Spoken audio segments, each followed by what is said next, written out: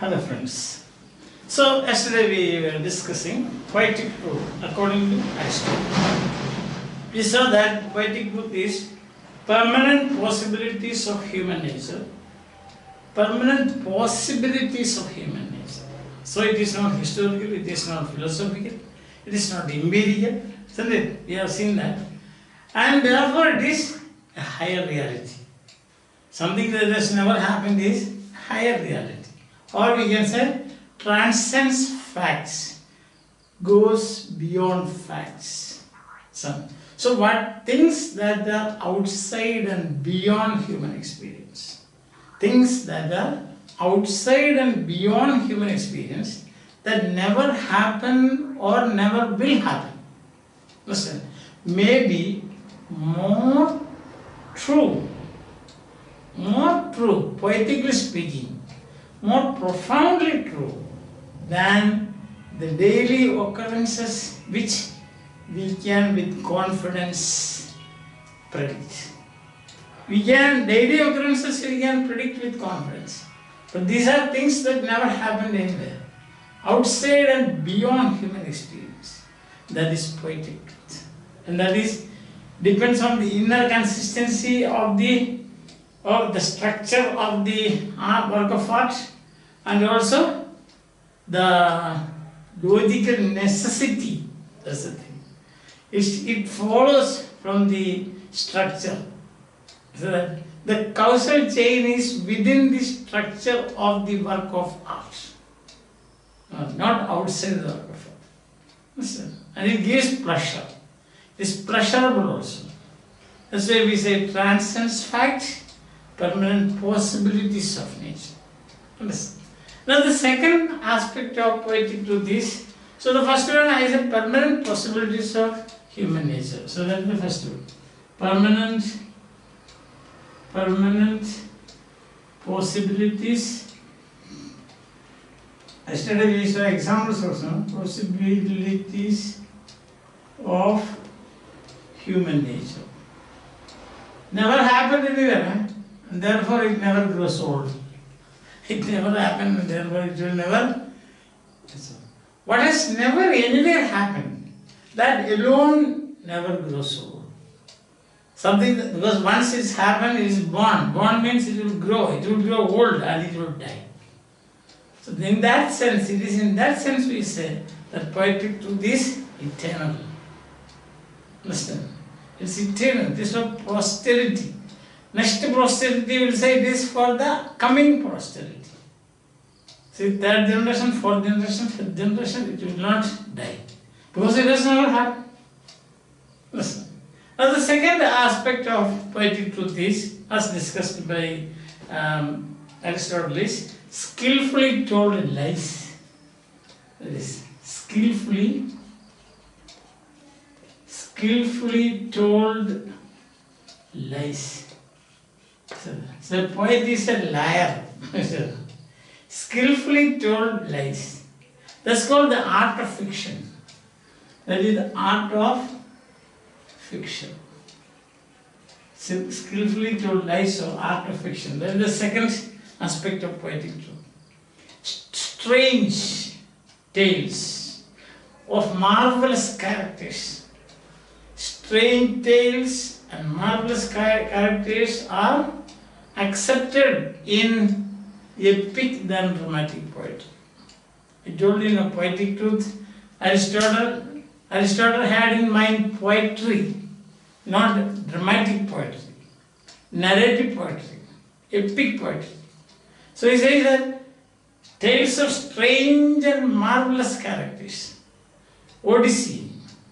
So then you have got Iliad, you have Troilus and Chrysaid. So that strange characters, and marvelous events, marvelous situations you can see. Homer is the supreme master of telling lies. That is what Aristotle says. Homer, the supreme master of lies. But we will not know that. We will never have even a feeling that he is telling a lie. He will take us in a make-believe world, transport us to a make-believe world. Then what happens to us is that we will somehow, without our knowledge, there will be a willing suspension of disbelief. Right? Secret of art lies in a kind of fallacy. The secret of art lies in a kind of fallacy. There should be some faults or some mistakes, we can say fallacy. It's not an exact translation, exact the meaning of fallacy, but some fallacy. As you can see, incredible we may think. But the consistency should be there. Inner consistency. In the Odyssey, for example, you will find the magic ship of Phaeacians. The magic ship of Phaeacians. Phaeacians, you have heard of Phaeacians?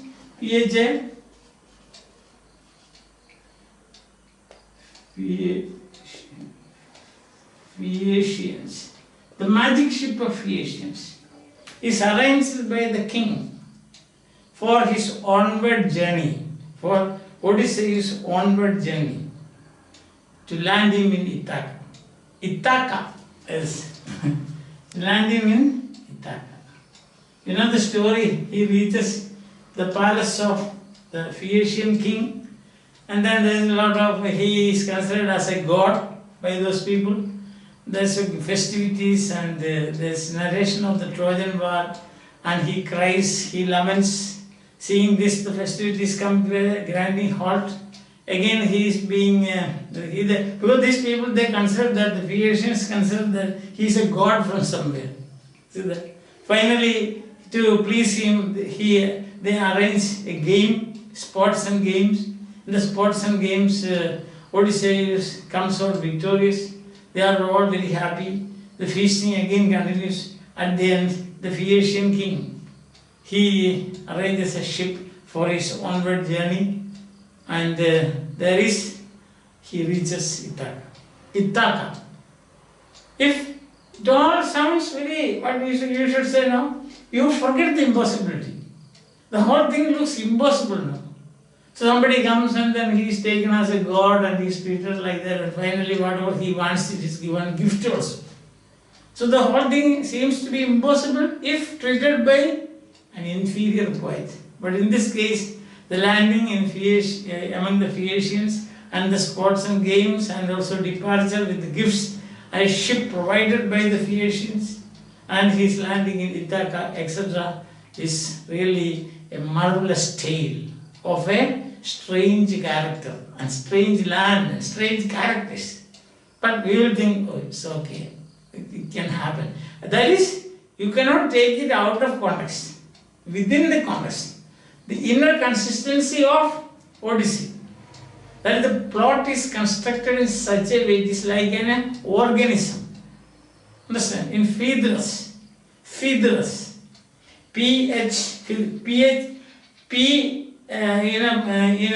another example I can give is Phaedrus, Phaedrus, Phaedrus,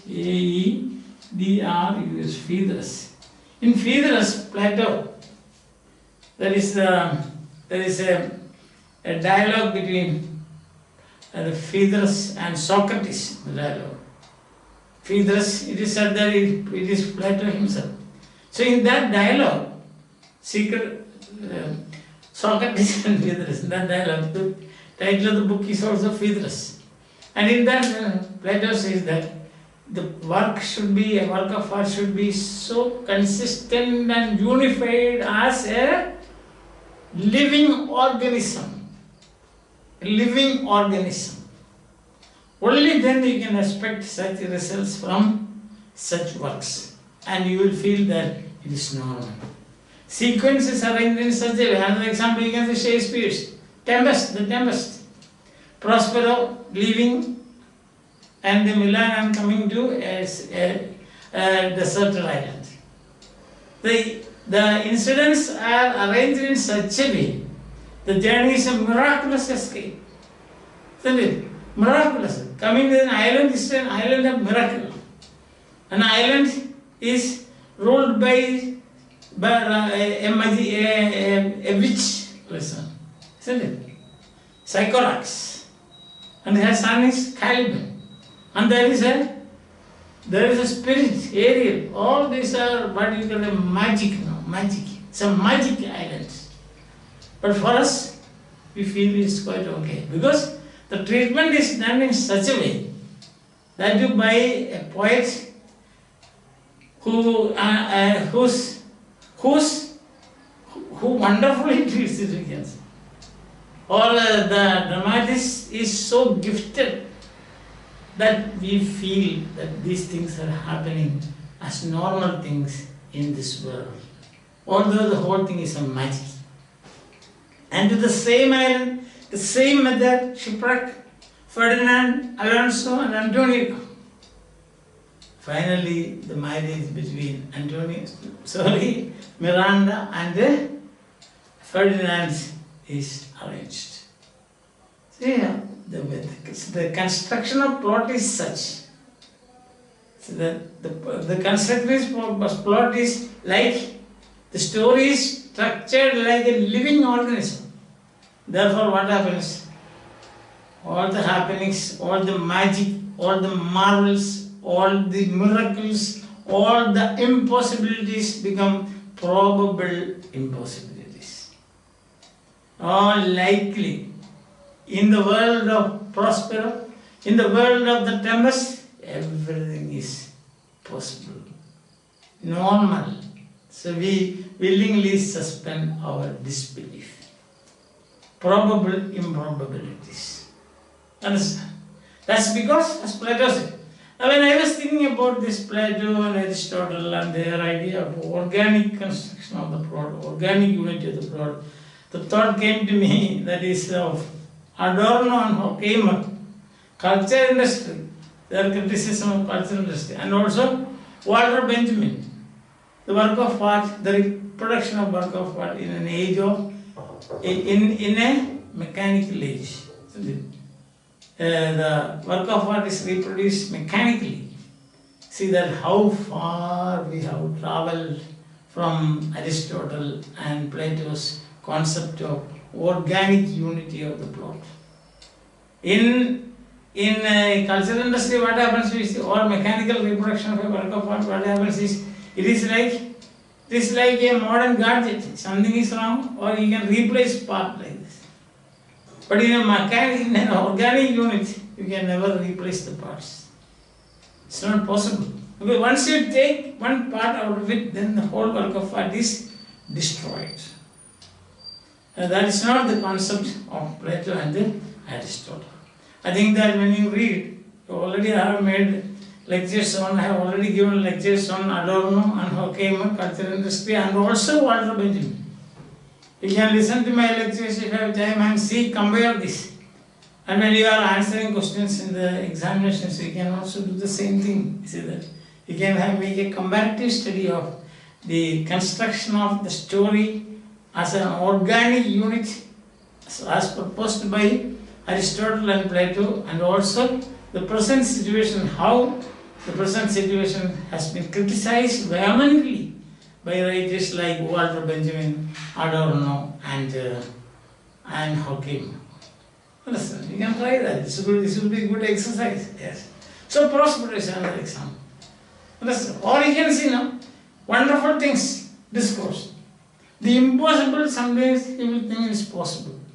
Think of Iliad, where the Greek army is standing still because Achilles has asked them not move, don't move. And then Achilles himself alone chasing Hector round the walls of Troy. See? And then next moment what you see is that the entire Greek army is standing still. What we say in our phrase, pin drop silence. Nobody moves. The focus is on Achilles chasing Hector round the walls of Troy. Then soon you find that Hector's body is tied to, his body is dragged, tied to the chariot. Achilles drawn by chariot, driven by chariot. sorry, driven by the chariot driven by Achilles. What a horrible sight. Isn't it? You just imagine that. But we know that it is happening. It may look impossible, but it is probable improbability. Understand? In an epic, poetry is allowed. Treated by whom? Presented by whom? Supreme master of telling lies. The art of making fallacies, or the art of fiction. Supreme master, that is Homer. So we believe it. Willing suspension of disbelief. Imagine. Or in Troilus and Creside, that's the final bargaining, the treaty. But temporarily, he says, temporarily. There's Diomed from the Greek side, and the others, Troilus and his brothers, the other side. And then what happens there is, for some days, says, we will take Creside with us to Greece. She agrees. And 99.9% the spectators know that she won't come back. Because we know her, I'm not finding fault with the character, because the character is created by the poet, the great poet Chaucer, isn't it? So, see how the whole thing has been arranged in such a way that at last Troilus is lovelorn like the knight. Remember in Lubber, the Imsan's Mercy, what else the knight attempts? The same thing happened to Troilus, and he dies a weak and famished person. Understand? So this is expected. In the story, if you follow the story right from the very beginning, Troilus, you know that she won't return. Understand? She won't return because her character has been built in such a way that she is in search of greener pastures. See that? There will be no problem. Diomed is braver than Troilus. See the practical. She will not return. And what happened to Troilus? The tragic Troilus. This is the tragic story of Troilus. Understand? So that is, if it is handled by an inferior poet, sometimes you may find that you may even get what is called, so incongruous the plot you could feel. But in this case, it is handled by another supreme master, the father of dramatic poetry, the father of narrative poetry, the father of short story, the father of all kinds of forms of literature. All forms of literature we attribute to Chaucer. It is Chaucer who is living. The Chaucer who is presenting it. Understand? And therefore, you believe it. That is poetic truth. The art of presenting miraculous and strange characters and making us believe they are like you and me living in this world. The world is a magic world created by them, but we believe it. In the case of Odysseus, in the case of Achilles and Hector, in the case of Prospero, in the case of Troilus and Troy. So they have become masterpieces. When you read this, you are taken to the sublime. Perihypsis. You understand that? That is the thing. You are transported. If you have read at least in the abstract of Troilus and Creside, you won't sleep for many nights. Because there is something missing in your heart. Some empty space is created. Isn't it? And then when Troilus dies, your sympathies are with him. Understand? Yeah, that is poetic truth. See? So, discourse should be structured in such a way, it should be like a living organism. Then the impossible become logically inevitable. So that is the word. Logically inevitable. The impossible becomes, that is the thing. The logical becomes, inevitable. The impossible becomes logically inevitable. That is the art of telling lies. That is the art of fiction. Understand?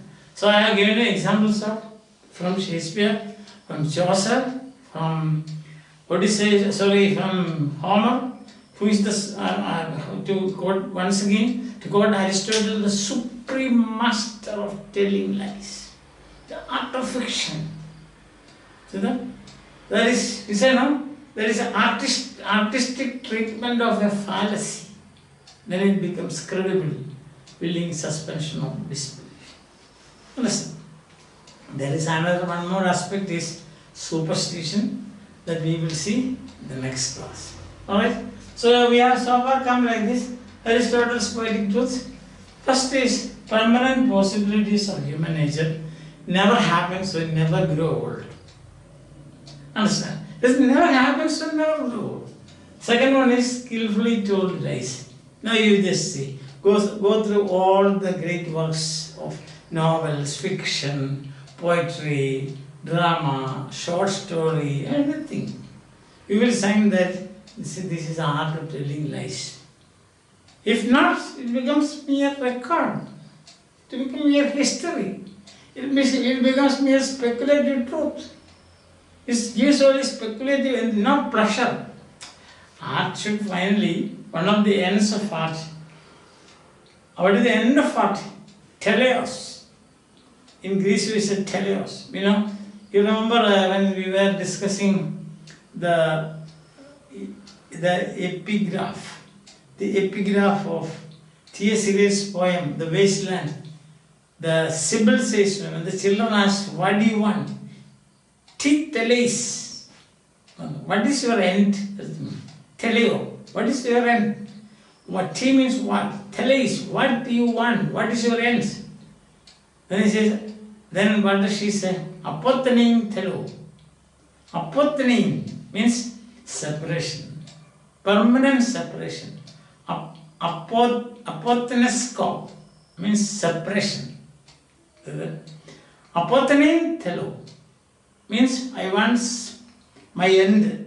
My end should be separation from this world. That is death. So I just want to tell you what is the meaning of teleos. Teleos means end. What is the end of the work of art? One of them, I should say, is, of course, this Horace will say, utile et the dulce. That's another thing. See? But here he says, it is pleasure. You get pleasurable feeling. Pleasurable feelings you will get when you see this now. Art of telling lies. You know it is a lie, but you believe that it is true. That gives pleasure. Understand that? Yes. So that is the second dimension of poetic truth. The third dimension is superstition, and something that is not allowed is the role of chance. These things you will see in our next class. Till then, if you are okay. Till then, what should you do? Remain happy, enjoy your life, and take things easy till we meet again. Bye bye.